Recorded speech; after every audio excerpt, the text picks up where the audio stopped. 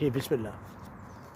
بسم اللہ الرحمن الرحیم. میں ہوں جی اشفاق احمد اپنے یوٹیوب چینل مائی جرنی کے ساتھ. تو پچھلی ایپیسوڈ میں ہم یونان سے مقدونیہ میں داخل ہو گئے اور مقدونیہ کراس کر کے ہم سربیا میں داخل ہو گئے. سربیا سے آگے بیان کریں گے، لیکن یہاں پر آپ کا ایک کویشچن تھا، تو وہ کویشچن آپ کر لیں. وہ کوشچن میرا یہ تھا کہ جب ہم گھر سے نکلتے ہیں تو ہم جب گاڑی میں نکلتے ہیں تو ہمیں خیال آتا ہے کہ یار ہمیں نا اس والے روٹ سے جانا چاہیے پہلے جو ہے، اور ہمیں دل میں نا ہلکا ہوتا ہے، یعنی پریشر ہوتا ہے کہ اس روٹ سے جاؤ. لیکن ایک دم ایک دوسرا خیال آتا ہے کہ نہیں اس روٹ سے جاؤ، یہ جلدی کا ہے اور آسانی سے پہنچ جاؤ گے. لیکن جیسے ہی ہم اگلے والے خیال پہ چل پڑتے ہیں تو آگے پریشانیاں شروع ہو جاتی ہیں. آخر ایسا کیوں ہے؟ تو یہ بڑا اچھا خیال ہے، مثلا سوال ہے. تو کلیم بھائی اس سلسلے میں جو دیکھیں، ہر بندہ جو بات کرتا ہے نا اپنے تجربے کی بنا پہ کرتا ہے، اپنے علم کی روشنی میں کرتا بالکل، ہے، میں اپنے علم پہ اپنی معلومات پہ کرتا ہے. ٹھیک ہے نا؟ تو آپ یہ سوال آپ نے جو کیا ہے نا، یہ عام لوگ نہیں کرتے. اچھا. ہاں، یہ خاص لوگ کرتے ہیں. دیکھیں، وہ لوگ کرتے ہیں جو تجسس، سوچ، فکر پر رکھتے ہیں. وہ جو سوچتے ہیں کہ یار ایسا کیوں ہوتا ہے، ایسا کیوں نہیں ہوتا، ایسا آپ نے سوچا تو تبھی نا. تو جو لوگ اپنے ذہنی صلاحیتوں پہ، قابلیتوں پہ تھوڑا زور ڈالتے ہیں نا، وہ ایسے سوالات کرتے ہیں. تو اس کا مطلب یہ ہے، دیکھیں، نبی کریم صلی اللہ علیہ وسلم نے فرمایا ہے کہ ہر انسان کے دل پر ایک فرشتہ اور ایک شیطان مقرر ہے. فرشتہ دائیں طرف سے انسان کی بہتری کے لیے جو چیز آتے ہیں، وہ اپنا مشورہ سمجھ لیں، اللہ کا الہام سمجھ لیں یا نور بصیرت سمجھ لیں، وہ دائیں طرف سے فرشتہ ہر انسان کے دل میں ڈالتا ہے اور وہ پہل کرتا ہے. صحیح ہے، کیونکہ وہ اللہ کی طرف سے ہے نا. تو اللہ کی طرف سے جو چیز ہوگی وہ طاقتور ہوگی. ہاں جی، تو وہ پہل کرے گی. یہ قدرت کا ازلی قانون ہے. اور بائیں طرف نبی پاک صلی اللہ علیہ وآلہ وسلم نے فرمایا کہ بائیں طرف ایک شیطان مقرر ہوتا ہے. جو فرشتے نے مچھر کے جو نوک کرتا ہے، ہاں، جو فرشتے نے اس کے دل میں نور بصیرت ڈالی ہے نا، اس کے مقابلے میں پھر وہ اپنا فلسفہ بیان کرتا ہے. وہ وہم ڈالتا ہے، ٹھیک ہے، شک ڈالتا ہے، تو بات کو بدلنے کی کوشش کرتا ہے، ڈاج کراتا ہے. تو جو آپ نے کہا نا کہ ہم گھر سے گاڑی میں نکلے ہیں، پیدل نکلے ہیں، تو پہلا خیال آتا ہے کہ یہ راستے پہ چلیں گے. تو وہ اصل میں فرشتے نے اللہ کی طرف سے اس کی رہنمائی کی ہے. تو اللہ تعالیٰ تو وہ حدیث شریف میں ہے نا کہ اللہ تعالیٰ تو یہ بھی پسند نہیں فرماتے کہ کسی مومن کو راہ چلتے ہلکی سی ٹھوکر لگ جائے، ہلکی سی، جس سے اس کا کوئی نقصان نہیں ہو رہا. اتنی سی زحمت بھی اس کو اللہ نہیں دینا چاہتے. تو جیسے ہی وہ نکلا، اللہ نے فرشتے کو کہا کہ اس کو کہو کہ دس وے اگر یہ یوز کرے گا تو اس کے لیے آسانیاں ہوں گی. ٹھیک ہے. اب یہ بات وہ جو شر کا نمائندہ ہے نا، ابلیس، شیطان، وہ پسند نہیں کرتا. تو اس کے مقابلے میں پھر اس کے اندر، دل کے اندر وہم ڈالتا ہے، وسوسہ ڈالتا ہے کہ نہیں، اس کو بجائے یہ راستہ استعمال کرو، یہ زیادہ بہتر ہوگا. آدمی دوسرے راستے پہ چلا جاتا ہے، آگے سے وہ کنسٹرکشن آ جاتی ہے، یا روڈ بلاک ہوتا ہے، یا ٹریفک جام ہو جاتی ہے، یا کسی حادثے کی وجہ سے کوئی نہ کوئی رکاوٹ پیدا ہو جاتی ہے. ٹھیک ہے نا. تو یہ اس کا جواب آسان لفظوں میں اب یہ ہے کہ پہلا جو آپ کو سجائی دیا نا دل میں، ادھر ہو جائیں سائیکل والا، پہلا راستہ جو آپ کو سجائی دیا نا، وہ فرشتے کی طرف تھا. اور دوسرا راستہ جس کی آپ کو ترغیب دی گئی، دیکھیں اللہ کی مخلوق کیسے دوڑی ہے. اور دیکھیں کتنے چھوٹے چھوٹے بچے ہیں اس کے، ہے نا.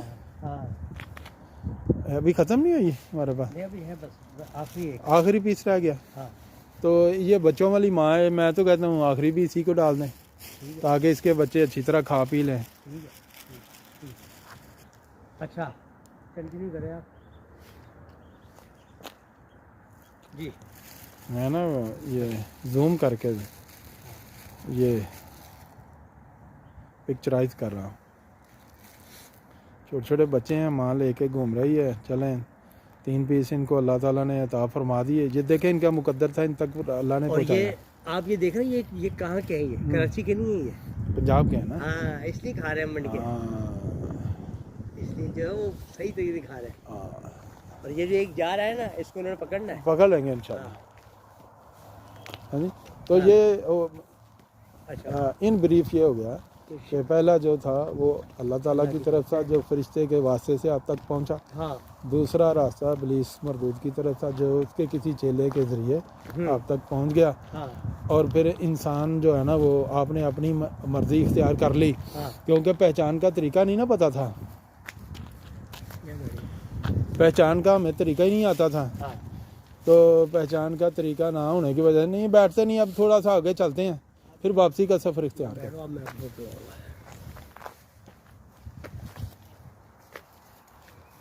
تو کیونکہ پہچان کا وہ ذریعہ نہیں نا ہمارے پاس ہوتا. آپ کی آ رہی ہے بھائی جان تصویر؟ یہ میری آ رہی ہے. اچھا تو پہچان کا دیکھو, آپ کی کوئی بات نہیں, آپ نہر میں گر بھی جائیں تو کوئی بات نہیں, میرا موبائل نہیں جانا چاہیے. ٹھیک ہے نا, موبائل باہر آ.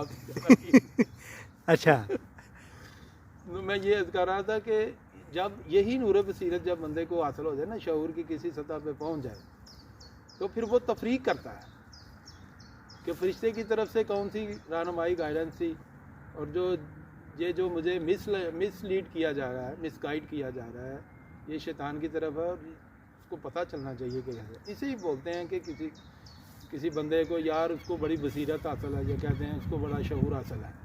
ٹھیک ہے نا. تو یہ بصیرت شعور جو ہے نا وہ عمومی طور پر ہم عام زندگی میں جو لوگوں کی زندگیوں کا یا اپنی زندگی کا مطالعہ کرتے ہیں تو اس سے جو نتائج اخذ کرتے ہیں ان کو کہتے ہیں شعور. اور بصیرت یہ اللہ تعالیٰ کی طرف سے خاص ایک نور ہوتا ہے جو تقویٰ پرہیزگاری کی بنا پہ حاصل ہوتا ہے انسان کو. تو یہ یہاں پہ یہ بھی نقطہ ہمیں سمجھ لینی کہ شعور نام ہے ان تجربات اور ان نتائج کا کو جو ہمیں دنیا میں اپنی یا دوسروں کی زندگی کا مطالعہ کرنے کے بعد ہمیں حاصل ہوتا ہے نتائج کی شکل میں. اور بصیرت اس کہتے ہیں تقویٰ پرہیزگاری, بندہ جو پاکیزہ رہتا ہے, اپنے خیالات کو پاکیزہ کرتا ہے, اپنے دل و دماغ کو پاکیزہ کرتا ہے, اندر روح کو بلیدگی عطا کرتا ہے نیک اعمال کے ذریعے, اچھے اخلاق کے ذریعے. تو پھر اس کو جو قوت اللہ تعالیٰ کی طرف سے حاصل ہوتی ہے نا اس کو بصیرت بولتے ہیں. ٹھیک ہے نا. یہ دو چیزیں بھی آج ہم نے سیکھ لیں کہ شعور کسے بولتے ہیں یہ جو ہے, اور بصیرت کسے کہتے ہیں. یہ جو پہلا جو اشارہ آیا وہ آیا اللہ کی طرف سے, دوسرا آیا شیطان کی طرف سے. تو کیا یہ ہر انسان کے لیے ہے؟ نبی پاک صلی اللہ علیہ وسلم نے فرمایا کہ ہر انسان پہ, چاہے وہ نیک ہے بد ہے, چاہے وہ مسلم ہے غیر مسلم ہے, دیکھ لیں کسی بھی نسل سے تعلق رکھنے والا ہے, کسی بھی قوم سے بستی سے تعلق رکھنے والا ہے, کسی بھی مذہب سے مسلک سے, ہر ایک کے ساتھ. یعنی کہ کل کو ایک انسان یہ نہیں کہہ سکتا تھا کہ میں تو مسلمان ہی نہیں تھا تو مجھ پہ کیا ہوا, فرشتے نے کیا کرنا تھا. نہیں, غیر مسلم پہ بھی فرشتہ آئے گا. اور ٹھیک ہے جی, وہ آگے بھی بولا یہ سلسلہ تو پتہ نہیں. ہاں یہ تو کسی سمندر میں جاتی ہوگی یہ دریا میں. تو آپ بتا رہے تھے کہ وہ کہ ہر انسان کے ساتھ, تو ہر انسان, تاکہ وہ یہ نہ بولے ہے. ہاں تو میں یہ عرض کر رہا تھا کہ یہ تو جو ہدایت کا سلسلہ ہے نا, خیر کا شر کا, یہ دونوں ازل سے جاری ہیں. جب سے ابلیس مردود نے اللہ کی نافرمانی کی ہے, حضرت آدم کو سجدہ کرنے سے انکار کیا, اس وجہ سے ہی شر کا وجود بھی قائم ہو گیا. ورنہ پہلے تو خیر ہی خیر تھی, کیونکہ اللہ کے سوا کوئی تھا ہی نہ, تو صرف خیر تھی. تو پھر ایک قوت متوازی ہونے کی آج سر اس نے کوشش کی کہ میں مقابلے میں آؤں, تو اس کوشش کے نتیجے میں پھر شر وجود میں آ گیا. تو یہ یعنی کہ ازل سے مراد یہ ہے کہ جب حضرت آدم علیہ السلام پیدا ہوئے اس وجہ سے وقت سے ہی شر کا وجود بھی ساتھ قائم ہے, جو اب تک قائم ہے قیامت تک. اس کا مطلب ہے کہ اللہ تعالیٰ نے جو ہمارے کو جو دنیا کو امتحان بنایا, تو اس کا مطلب خود ہی اللہ نے جو ہے اس شر کو پیدا کیا کہ اب اس سے بچو. نہیں دیکھیں بات سنیں نا, شیطان کو پیدا کیا. دیکھیں ہم اس میں جو ایک عام نظریہ ہے نا، ہم جیسے انسانوں کے لیے ہاں ہم اس کو ڈسکس کرتے ہیں. ٹھیک ہے. جو ہماری سمجھ میں آنے والی بات نہیں صحیح. ہم وہ کرتے ہی نہیں. ٹھیک ہے. کیونکہ موضوع بڑا نازک ہے. ہاں ہاں. اور پھر اس کو سمجھنے کے لیے نا ایک تنہائی کی ضرورت ہے. ٹھیک ہے. اور گھنٹوں کی بحث مباحثہ درکار ہے. ٹھیک ہے. تو ہم جو عام انسان کے لیے نا وہ یہ ہے کہ دیکھیں اللہ نے اس کو ایک اختیار دیا کہ سجدہ کرنا ہے تو کرو، نہیں کرنا تو نہ. تو اس نے اپنا اختیار استعمال کر کے بغاوت کر دی، سرکشی پہ آمادہ ہو گیا، تو شر وجود میں آ گیا. صحیح ہے. تو ہم یہی کہیں گے اب اس وقت جو عام نظریہ ہے کہ شیطان مردود کی وجہ سے شر وجود میں آ گیا، تو اب باغیان روش پہ چل پڑا. تو اب آپ کے سوال کا جو ایک مقصد میں یہ سمجھا ہوں کہ دنیا میں ہمیں کیوں بھیجا گیا، وہ یہ نا کہ پہلے تو حضرت آدم اور حضرت حوا جنت میں رہتے تھے، تو ادھر تو موجیں ہی موجیں تھیں، موسم کے تغیر تو بدل بالکل نہیں تھے، کام کسب کوئی نہیں تھا، اور احساس ہی نہیں تھا کہ سردی گرمی کیا ہوتی ہے. ادھر موسم ایک ہی ہے، جنت میں مزے ہی مزے میں ہر موسم میں. صحیح ہے. ہاں جی. تو پھر ادھر ایک خطا ہو گئی، جس کو ہونا تھا وہ ہو گئی. جب وہ ہو گئی تو اس خطا کے نتیجے میں انسان کے جسم کے اندر، روح کے اندر ایک چیز آئی جسے منفیت بولتے ہیں، نیگیٹیونیس. ہاں جی. ایک نیگیٹو فیکٹر آ گیا. اب نیگیٹو فیکٹر جو ہے وہ پیراڈائز میں نہیں رہ سکتا، ہیون میں نہیں رہ سکتا. اچھا صحیح. ٹھیک ہے نا. ادھر ایوری تھنگ از پازیٹیو. ٹھیک. تو اس نیگیٹیوٹی کو ختم کرنے کے لیے یہ اب ضروری تھا کہ اس کو ایک ایسی جگہ پہ بھیجا جائے جہاں پہ یہ کوشش کر کے، جیسے کوشش کر کے اس نے خطا کی ہے، ایسے ہی کوشش کر کے اس خطا کے جو وہ ایفیکٹس ہیں، بیڈ یا نیگیٹو ایفیکٹس، ان کو ختم کرے. اب جو ادھر آ کے تو اپنی روح کو پھر ویسا ہی پاک کر لیتا ہے جیسا وہ پہلے تھا.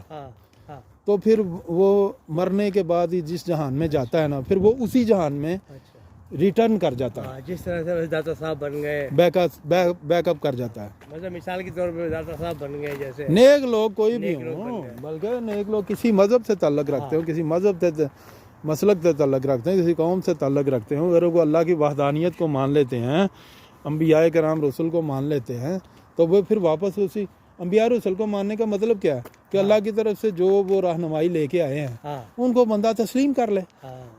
اور اگر وہ رہنمائی ان کے نقصان میں ہو تو وہ بے شک اس کو ریجیکٹ کر دیں. ہوگی تو ریجیکٹ کریں گے نا، ہوگی نہیں. اگر فائدے کی ہے تو پھر فائدے کے لیے تو وہ اس کو استعمال کریں. صحیح ہے. ٹھیک ہے نا. تو اگر کوئی لوگ ادھر سے جو نیگیٹیوٹی لے کے آتے ہیں اور وہ اس جہان میں بھی آ کے 40 50 60 70 سال کی عمر میں وہ نیگیٹیوٹی یا بیڈ ایفیکٹس کو ختم نہیں کرتے، یعنی حسد، کینہ، بغض، لالچ، نفاق، ظلم کرتے ہیں، زیادتیاں کرتے ہیں، حرام کھاتے ہیں، ہاں جی، اگر وہ ایسے کام کر کے اپنی نیگیٹیوٹی کو اور زیادہ بڑھا لیتے ہیں تو پھر اب ضرورت ہے کہ ان کو واپس پیراڈائز میں بھیجنے کے لیے اب ادھر انہوں نے ختم نہیں بیڈ ایفیکٹس کو کیا بلکہ ان میں اضافہ کر لیا ہے. تو اس کے لیے پھر اللہ نے ایک جہان بنایا ہے جس کو وہ کہتا ہے جہنم. ٹھیک ہے نا. ادھر پھر وہ ان کو نا زبردستی پاک کرنا پڑتا ہے جی. جیسے دیکھیں نا ادھر کئی نہیں ایسی کئی بیماریاں ہیں کہ جن سے ہم میڈیسن سے استعمال کریں تو وہ ٹھیک ہو جاتے ہیں. اب ایک خاص طور پہ جیسے کیموتھراپی کی جاتی ہے، کتنا تکلیف دہ ہمارا، جیسے آپ کو بھی کی انہوں نے میڈیسن کی نا، میڈیسن آپ کہہ رہے تھے نا بال جڑ کے، کیموتھراپی کی قسم ہے نا یہ، کہ نہیں آگے چلے. اچھا، بہرحال یہ ہے کہ یہ اس طرح سے وہ پھر اس کا علاج ادھر کرنا پڑتا ہے، کرونک قسم کے امراض. اس کا مطلب ہے کہ اگر ہم جب ملک سے نکلے یورپ یا کہیں بھی جانے کے لیے تو ہمارے اندر جو ہے نا پازیٹیوٹی ہونی چاہیے، نہ کہ نیگیٹیوٹی. دیکھیں میں وہ نا علماء کرام ایک مثال دیتے ہیں بہت پیاری ہے. وہ دیکھیں یہ چھوٹا سا راستہ اوپر جا رہا ہے، اس کا مطلب ہے ادھر کوئی جاتا تھا یا بھی کبھی کبھی جاتا ہے تو آگے کچھ نہ کچھ ہوگا، کو گاؤں کھیت کھلیان کچھ نہ کچھ. دیکھیں نبی پاک صلی اللہ علیہ وسلم کی حدیث کا ایک مجموعہ ہے بخاری شریف. جی جی جی. سب مسالک کے لوگ اس کو تسلیم کرتے ہیں. اہل سنت والجماعت کے جتنے مسالک ہیں، دیوبندی، اہل حدیث، بریلوی، اس کو تسلیم کرتے ہیں. ٹھیک ہے نا. تو وہ وہ جناب علی اس کے اندر ہزاروں حدیثیں ہیں، احادیث ہیں میرا خیال ہے.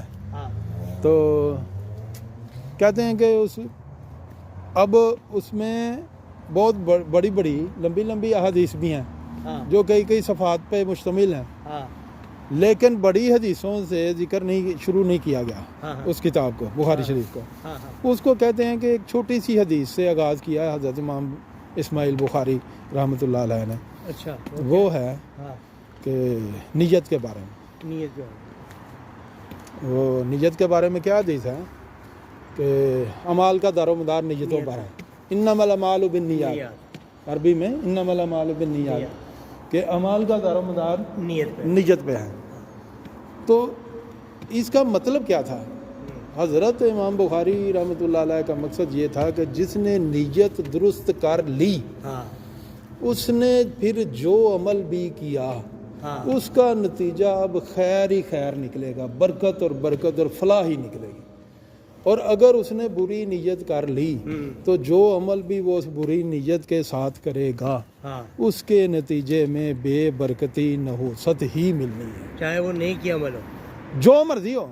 نیت دیکھنا، اب نماز پڑھنا نیک عمل ہے نا، لیکن نیت وہ یہ کر لیتا ہے کہ لوگ مجھے کہیں گے کہ کتنا نیک آدمی ہے.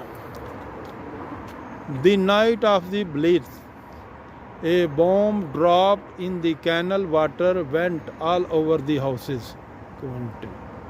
یہ بھائی انہوں نے کہا کہ ادھر ایک گاؤں تھا تو دوسری جنگ عظیم کے دوران ایک بم ادھر گرا تھا، ہاں جی، جس کی وجہ سے نا بڑی تباہی ہوئی تھی. تو اس کی یادگار کے طور پر انہوں نے نا یہ بنائی ہے. ادھر ادھر کوئی یادگار بھی ہو گئی. اس وقت کا ایک گاؤں بھی ہوگا جو بومبنگ میں تباہ ہوا. اب پڑھنے تو وہ نماز گیا، لیکن نیت اس نے دل میں کیا کر رہے، لوگ مجھے نیکوکار سمجھیں گے، لوگ میری عزت کریں گے، ٹھیک ہے نا. تو یہ عمل اب نیکی کا عمل ہے نا، لیکن یہ برکت نہیں لائے گا، یہ نوست لے کے آئے گا اس کے لیے. تو آپ کو سمجھ آ گئی. اس کا مطلب جب ہم مقدومیاں جیسے کراس کرنے لگے تو نہیں مقدونیاں ہی نہیں، ہمیں زندگی کا ہر کام کرنے، دیکھے جو اچھے لوگ ہوتے ہیں نا، بڑے سمجھدار لوگ ہوتے ہیں، وہ صبح اٹھتے ہی اپنی سب سے پہلے نیت کا جائزہ لیتے ہیں کہ ہماری میں نے سارا دن جو کام کرنے ہیں، جاب پہ جانا ہے، مزدوری کرنی ہے، اپنا سیلف امپلائمنٹ کا کوئی کام کرنا ہے، یا میں نے پڑھنے پڑھانے آگے پیچھے جو کام بھی کرنا ہے وہ نیت کر لینا کہ یار میں نے اس میں لوگوں کو زیادہ سے زیادہ بھلائیاں پہنچانی ہیں، ہاں جی، نیکی کا کام کرنے ہیں، آسانیوں کے کام کرنے ہیں، اللہ میری مدد فرمائے. آپ دیکھیں اس کے سارے کاموں میں خیر ہی خیر ہوگی. وہ خود بھی مسکرا رہا ہے، دوسرے بھی اس کی وجہ سے مسکرا رہے ہیں. وہ ہر کام میں صبح اٹھتے ہی نا سب سے پہلے، اور دیکھیں اس کی ایک مثال ہے کہ صحابہ کرام رضوان اللہ اجمعین کی یہ عادت تھی، وہ جب آپس میں ملتے تھے نا تو وہ اپنی نیتوں کا جائزہ لیتے تھے. اور یہ کام تم کیوں کرتے ہو؟ وہ کہتا ہے اللہ کے لیے، پھر خیر ہی خیر ہے. اچھا ٹھیک ہے نا. آپ لوگوں کی ادھر ہو گئے، بندے نے جانا ہے.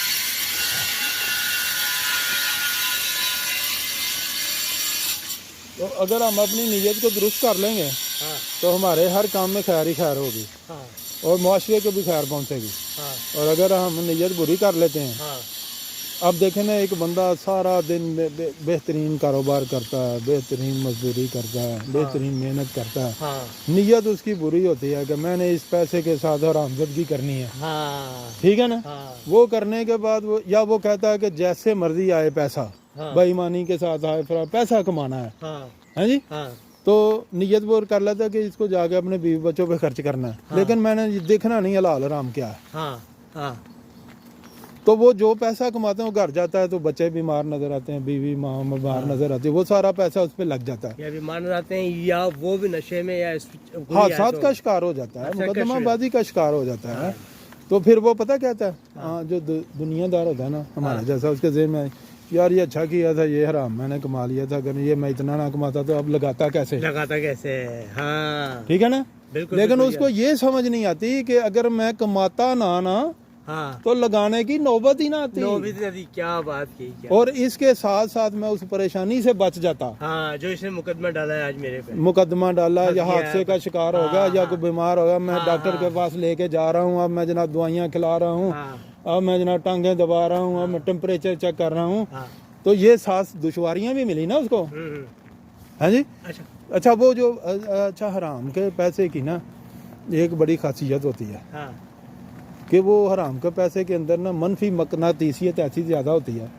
وہ جو پہلے سے موجود حلال کا پیسہ تھا نا اس کو بھی ساتھ کھینچ کے لے جاتا ہے, اور وہ ساتھ تصویر ہو جاتی ہے. ہاں جی. اور اگر حلال کے پیسے کے اندر اگر کوئی ایسی بیماری یا کوئی ایسی چیز آ گئی, کسی نے ظلم کر دیا, تو وہ آزمائش کے ظلم میں چلی گئی. نہیں, وہ آزمائش کی بات آپ کو بعد میں بتاؤں. اچھا. اسی طرح حلال کے مال میں بھی ایک خاصیت یہ ہے کہ اس میں مثبت مقناطیسیت ایسی زیادہ ہوتی ہے کہ جب وہ پاس آتا ہے نا تو ارد گرد جو خیر ہی خیر ہوتی ہے نا وہ بھی اپنے اندر کھینچ کے جذب کر لیتا ہے. اچھا. تو دونوں کے اندر ایک مقناطیسیت ہوتی ہے, حرام کے مال میں بھی اور حلال کے مال میں. اچھا. اور جو آزمائش کی بات آپ نے کی ہے نا, دیکھیں آزمائش رب کی طرف سے ہوتی ہے. یہ آزمائش کی کئی حکمتیں ہیں جو انسان سمجھتا ہے, جو ہمارے علم میں ہے. سورہ اثر میں مین بات یہ ہے کہ زیادہ تر آزمائش اللہ تعالیٰ اس لیے کرتا ہے کہ وہ کسی کو نا بعد میں زندگی میں بعد میں یا موت کے بعد بہت زیادہ نوازنا چاہتا ہے, لیکن بندے کے اندر اپنی کوئی صلاحیت نہیں ہے. تو پھر وہ کہتا ہے کہ اس کو کیسے دوں, تو اس کو پھر تھوڑا سا نا زندگی کو مشکل بنا کے نا اس میں جو وہ صبر کا مظاہرہ کرتا ہے, اس صبر کے نتیجے میں اللہ پھر بے انتہا لامحدود نعمتیں اس کو مرنے کے بعد عطا فرماتا ہے. ایک تو یہ ہے. اور دوسری آزمائش کی جو بہت بڑی وجہ ہے نا وہ ہوتی ہے کہ وہ اللہ تعالیٰ نا سم سلیکٹیو پیپل یا پرسنالٹیز جیسے حضرت امام حسین, اس سے بڑی قربانی کائنات میں نہیں ہو سکتی. تو اتنی بڑی قربانی میں کی آزمائش میں اللہ نے ان کو ڈالا نا, تو وہ آزمائش پہ پورے اترے. تو دیکھیں 1500 سال گزر چکے ہیں, علیہ السلام بولا جاتا. بالکل بالکل بالکل. ہاں جی. ہاں جی بالکل. درود و سلام بھیجا جاتا ہے. بالکل. ان کا نام لے لے کے اللہ سے فریادیں کی جائیں, ان کے صدقے ہم ایسے ہی. تو ان کو اللہ تعالیٰ نے قیامت تک کے لیے سمبل بنا دیا, نیکی کا, پرہیزگاری کا, تقوی کا, بلندی کا. ایسے ہی ہے. تو مرنے کے بعد جب ہم دوسرے جہان میں چلے جائیں گے نا پھر ان کا نام لیا کریں گے, کیونکہ وہ جنت کے سردار بنا دیے گئے. اور ان کے مقابلے میں یزید کو بھی آزمائش میں ڈالا گیا. اب یزید کی یہ آزمائش تھی کہ اس نے یہ ظلم کیے یا کروائے, اور اس کا وبال یہ کہ مرنے تک وہ بدی کا سمبل بن گیا. بالکل. اب لوگ بولتے ہیں یزید لعنت اللہ علیہ, ٹھیک ہے, قیامت تک لوگ کہتے رہیں گے. بلکہ جو یزید کے حواری تھے یا ہیں وہ بھی شرمندہ ہیں, اندر سے وہ یزید کو امیر المومنین سمجھتے ہیں, لیکن باہر سے نا شرمندہ رہتے ہیں, یار ہم کر کے رہے ہیں. اور جب کوئی آپ جیسا بندہ ان کو کہے نا, وہ کہے نا یار یزید ٹھیک تھا سیاسی طور پہ, جیسے کئی لوگ کہہ دیتے ہیں, بولتے لوگ, تو آپ کہیں نا اچھا یار اللہ تیرا انجام یزید کے ساتھ کرے, وہ کہتے ہیں بدعا دیتا ہے. ایسی بات ہے. تو پھر حرامزادو تم اس کی وکالت ہی نہ کرو. نہیں بات سمجھے. تو اب کوئی بندہ بھی اس کو کہے نا کہ یار اللہ تعالیٰ ہماری آخرت حضرت امام حسین, حضرت امام حسن کے قدموں میں, بی بی فاطمہ قدموں میں کرے, تو سب کہتے ہیں آمین آمین, زور سے بولتے ہیں. صحیح بات. تو یہ آزمائش کبھی کہتی ہے, لیکن یہ ہوتی ہے سلیکٹیو پرسنالٹیز کی. بہت عظیم ترین جو لوگ ہوتے ہیں نا ان کی ہوتی ہے, ہماری طرح کے لوگوں کی نہیں ہوتی. تو ہم تو 99% اپنے ہاتھوں کی اعمال میں گرفتار ہوتے ہیں. ٹھیک ہے نا جی. تو یہ تھوڑی سی اور ویڈیو بنا لیتے ہیں اور پھر اس کا احترام کر کے نا آگے جب جہاں بھی جگہ آئے گی ادھر بیٹھ کے پانی شانی پیئیں. دنیا کا جو اگست پارٹ آنے والا ہے سربیا کی تھوڑا سا ذکر کر لیتے ہیں. سربیا کا بتا دیں. سربیا کے اندر جب جیسے ہی لوگ داخل ہوتے ہیں نا, تو اچھا میں یہ بتانے لگا تھا کہ کچھ لوگ تو ایجنٹس کی خدمات لیتے ہیں نا, سروسز ہائر کرتے ہیں ان کو پیسہ دے کے.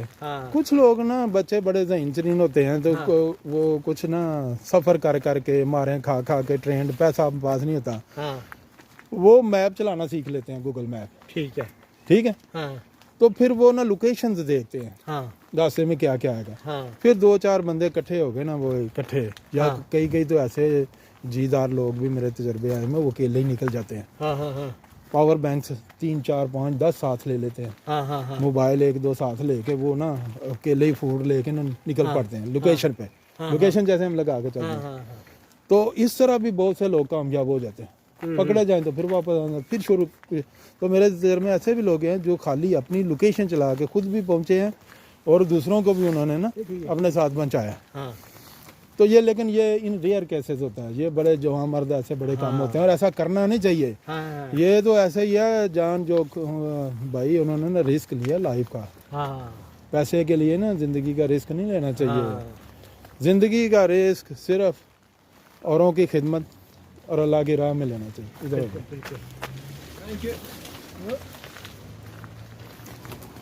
ٹھیک ہے نا جی۔ تو اب سربیا میں جب وہ داخل ہوتے ہیں تو سربیا کے اندر نا پھر وہ رات کے وقت میں عموماً داخل ہوتے ہیں یا دن کے وقت میں دشوار گزار راستے کے اختیار کرتے ہیں اور ایجنٹس ہی ان کو لے کے جاتے ہیں۔ ہاں جی۔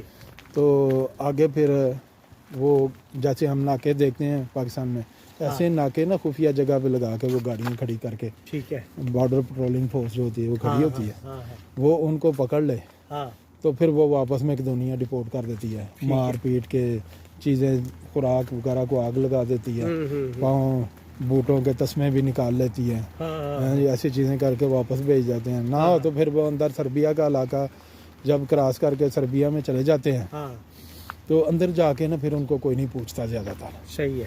تو سربیا میں پھر وہ وہاں سے نا انہوں نے کیونکہ سربیا پورا کراس کرنا ہوتا ہے تو پھر وہ بذریعہ ٹرین یا پھر پیدل یا بسوں کے ذریعے کوئی ٹکٹس وغیرہ لے کے نا، اچھا ان ملکوں ممالک میں نا آپ ہر غیر ملکی کو پاسپورٹ دکھا کر ٹکٹ ملتی ہے، ٹرین کی یا بس کی۔ اچھا ہاں، تو پھر جن کے پاس پاسپورٹ تو ان کے پاس ہوتے نہیں، پاسپورٹ یہ پہلے ہی پھینک دیتے ہیں کہ ہماری نیشنلٹی کا پتہ نہ چلے، پاکستان سیدھا ڈپورٹ نہ ہو۔ تو ادھر پھر وہ اگر پیسے کسی نے منگوانے ہیں تو جس خوش قسمت کے پاس اس کی آئی ڈی ہو نا، شناختی پاسپورٹ، تو وہ پھر اس کو پاسپورٹ کے کہتے ہیں یار پیسے منگوانے ہیں منی گرام کے ذریعے، تو وہ پاکستان سے اگر پیسے منگوائے نا تو وہ 100 پاؤنڈ منگواتے ہیں تو 10-20 پاؤنڈ وہ پاسپورٹ والا رکھ لیتا ہے۔ یہ بھی اس کا نا انکم کا ایک ذریعہ ہے، انکم جنریشن کا۔ تو اپنا پاسپورٹ پہ منگوا کے ان کو دے، 100 پاؤنڈ منگوایا تو 10 یا 20 پاؤنڈ خود رکھ لیے تو بقایا اس کو دے دیے۔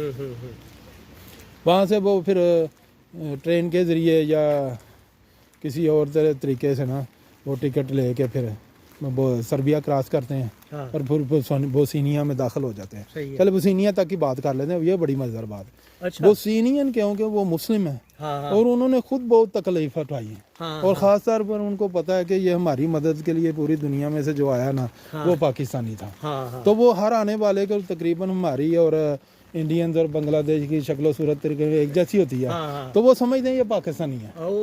ہاں جی، تو اس وجہ سے نا وہ بڑی مدد کرتے ہیں۔ مطلب آپ بوسنیا میں داخل ہو جائیں، اب آپ کو پانی کی کوئی کمی نہیں، صحیح ہے، خوراک کی کوئی کمی نہیں، صحیح ہے، بوٹس کی کوئی، شوز کی کوئی کمی نہیں ہے، اچھا، جیکٹس، لباس، پینٹوں کی کوئی ضرورت نہیں، اچھا۔ لوگ ایسے پاس آپ کے پاس سے کوئی گزرا نا، فرض کریں خالی ڈرم دودھ کا پڑ رہا ہے، آپ اس کے پاس سے گزرے، اس نے کہنا زبردستی پی کے جانا ہے، اچھا۔ گاڑیوں میں لوگ جا رہے ہیں نا تو پیسے دے کے پھینک کے جا رہے ہیں، یار یہ کھا لینا کوئی چیز، اچھا۔ کسی کے پاس اگر وہ قریب کوئی دکان ہے وہ کہے گا ادھر کھڑے ہو جاؤ، اچھا، وہ سٹور پہ جائے گا تو جناب سٹور سے برگر آگے بوتلیں پانی کی ہر چیز لا کے ان کو دے گا، اچھا۔ اچھا، لوگوں کے نا اپنی ان کو پتا ہے کہ ادھر سے لوگ امیگرینٹس گزرتے ہیں تو وہ جناب اپنی گاڑیوں میں نا کمبل، جیکٹس، شوز، پینٹیں وہ دیکھتے ہیں نا، جس کے جوتے پھٹے ہوئے ہیں جوتے دے دیے، ہاں جی، پینٹ دے دی، جیکٹ دے دی، خوراک دے دی، پھر ایسا کرتے ہیں ان کو پتا ہے کہ ادھر 10-20 آدمی پارک میں لیٹے ہوئے ہیں، اچھا، کیا کروں آگے کے لیے، اچھا۔ تو پھر بوسنیا، پھر ہم نیکسٹ ایپیسوڈ میں بوسنیا چلیں گے، بوسنیا پھر شروع کریں گے، ہاں، تب تک کے لیے خدا حافظ، اوکے جی، اللہ حافظ۔